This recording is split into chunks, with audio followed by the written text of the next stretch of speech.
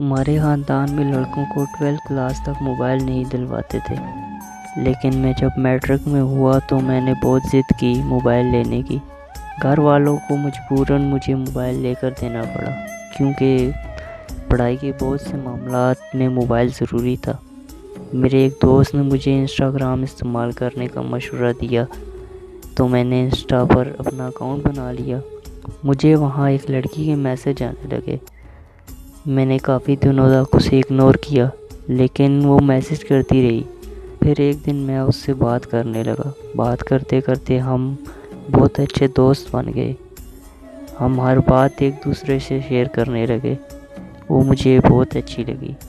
اس طرح سے مجھے اس سے محبت ہو گئی۔ اس سے پہلے کہ میں اسے اپنی پسند کا اظہار کرتا، وہ اپنی فیملی کے ساتھ مری ایریا گھومنے چلی گئی۔ وہاں سگنل کا مسئلہ تھا، جس کی وجہ سے ہماری بات کم ہونے لگی، اور ویسے بھی میں اس سے مل کر اپنے پیار کا اظہار کرنا چاہتا تھا۔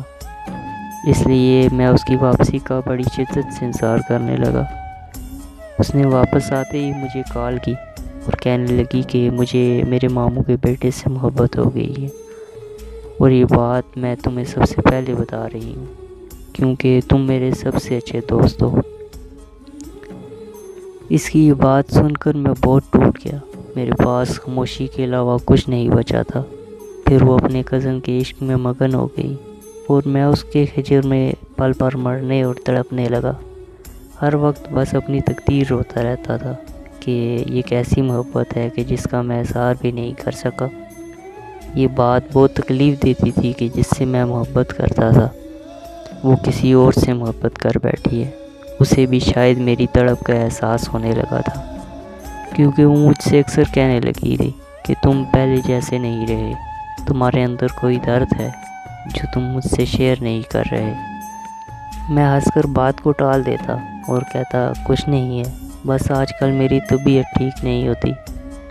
پھر ایک دن اس نے مجھ سے کہا کہ وہ مجھ سے مل کر کوئی ضروری بات کرنا چاہتی ہے، لیکن میں نے ملنے سے انکار کر دیا تھا، کیونکہ مجھے پتا تھا کہ اگر میں اس سے ملنے چلا گیا، میں اس سے اپنی محبت کا اظہار کر دوں گا۔ لیکن کاش میں اس دن انکار نہ کرتا اور ملنے چلا جاتا، کیونکہ ٹھیک اس کے اگلے دن اس کا قتل ہو گیا۔ مجھے جب اس کی موت کی خبر ملی تو میرے پاؤں تلے سے زمین نکل گئی۔ مجھے اتنا گہرا صدمہ لگا کہ میں کئی دنوں سے اپنے گھر سے باہر نہیں نکلا۔ اس کو اس دنیا سے گئے 3 سال ہو چکے ہیں۔ آج بھی میرے دماغ میں ایک بات چل رہی ہے کہ وہ مجھ سے کیا ضروری بات کرنا چاہتی تھی۔ کیا اسے بھی مجھ سے محبت ہو گئی تھی، یا پھر وہ چپ رہنے پر مجھ سے بات کرنا چاہتی تھی؟ یہ سوچ کر میرا دماغ پھٹنے لگ جاتا ہے۔ آج میری حالت ایسی ہے کہ میں اپنی زبان سے بتا نہیں سکتا۔ حد سے زیادہ اذیت میں ڈوبا ہوا ہوں۔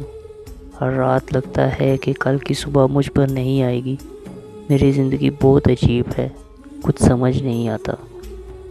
سب کہتے ہیں کہ تم پاگل ہو، اور لگتا ہے کہ میں سچ میں پاگل ہو چکا ہوں۔